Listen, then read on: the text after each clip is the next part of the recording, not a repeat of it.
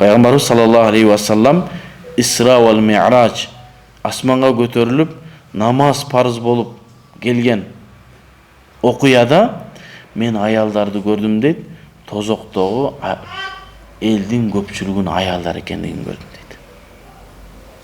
Себеби пайгамбар азыр эч ким тозокко кире элек. Кыямат болот. Кыяматтан кийин ар бирибиздин кылган амалдарыбыз таразага коюлуп, андан кийин тозок ээлери тозокко, бейиш ээлери бейишке кирет дейт. Бирок пайгамбар саллаллаху алейхи ва салламга көргөзүлдү дейт. Сенин үммөтүңдүн көпчүлүгү аялдар тозокто болот dedi. Пайгамбарыбыз келгенден кийин аябай кыжалат болду. Анан аялдарга атайын ушундай кылып сабак уюштуруп анан айтты.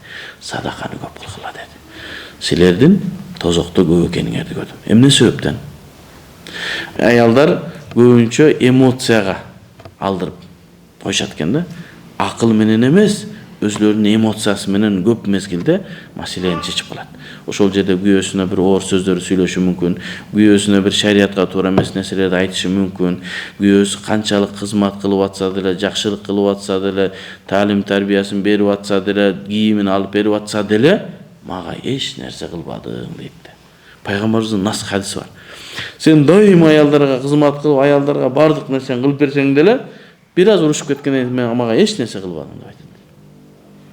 Ошон үчүн жок, берген нематка Аллах Тааланын ушундай бир жакшы күйөө берсе, жакшы бир эркек берсе, ошого шүгүр кылып, ошонун таалим тарбиясын алып, ага кызмат кылып, бул жерде эмне себептен садаканы айтып атат? Себеби аялдар көбүнчө күйөөлөрү кылган жакшылыктарды унутуп калат.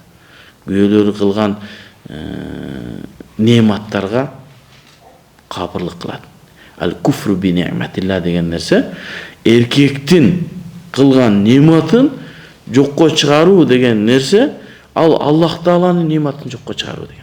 Ошон үчүн тозокко кирип атышат.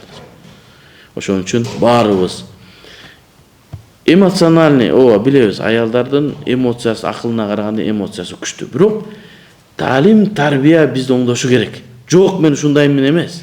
Таалим тарбия бизди оңош керек. Кызын тирүүлөй көмгөн аялды аял катары көрбөгөн арабтар эң жумшак болду го. Умар радиаллаху анху. Ол Умардын эшеги мусулман болсо болот, Умар мусулман болбойт деген Умар ислам келгенден кийин ислам тарбиясын алгандан кийин жумшак болуп, эки сөз сүйлөсө ыйлай турган болуп калган. Демек, бизге ислам тарбиясы аялдарга эмне? Жумшактыкты, назиктикти жана тарбияны үйрөтүшү милдет. Эми үйрөтөт деген сунушту айтабыз. Эми бул жерде пайгамбар саллаллаху алейхи ва саллам атайын ошол аялдарды чакырып, ошол жерде садака кылууга буйрук кылып чакыргандан кийин пайгамбарыбыздын таалимин тарбиясын алган сахабалар ошол жерден амал кылып башташкан. Ошон үчүн бүгүнкү сабакты сен бүгүн амал кылып башта. Бүгүнкү уккан жакшы сөздү бүгүн амал кылып башта. Эртең эмес. Күйөөгө тийгенден кийин эмес. Жолук салынгандан кийин эмес. Же болсо келиндүү болгондо эмес. Азыр башташ керек. Ага кандай? Пайгамбар саллаллаху алейхи ва саллам: "Эй аялдар, силер Аллах Тааланын берген нематына капырлык кылбагыла, садаканы көбүрөөк кылгыла, менин коркконум силердин тозок ээлеринен болгонуңарды көбүрөөк көрдүм" деген аялдар ошол жерден өзлөрүнүн сөйкөлөрүн, колундагы билектерин ошол жерде чечип садака кылып баштады. Ошол жерде. Ал деген нерсе пайгамбарыбыздын берген таалимине сахаба аялдардын, сахабият аялдардын жооп берүүсү.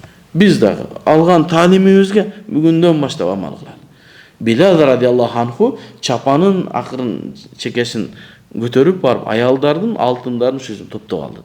Топтоп алып ошол мезгилдеги муктаж мусулмандарга жардам берди. Мына ушул хадисте пайгамбарыбыз саллаллаху алейхи ва саллам аялдарга өзүнчө мамиле кылып, өзүнчө сабак ачкандыгынан бир далил катары.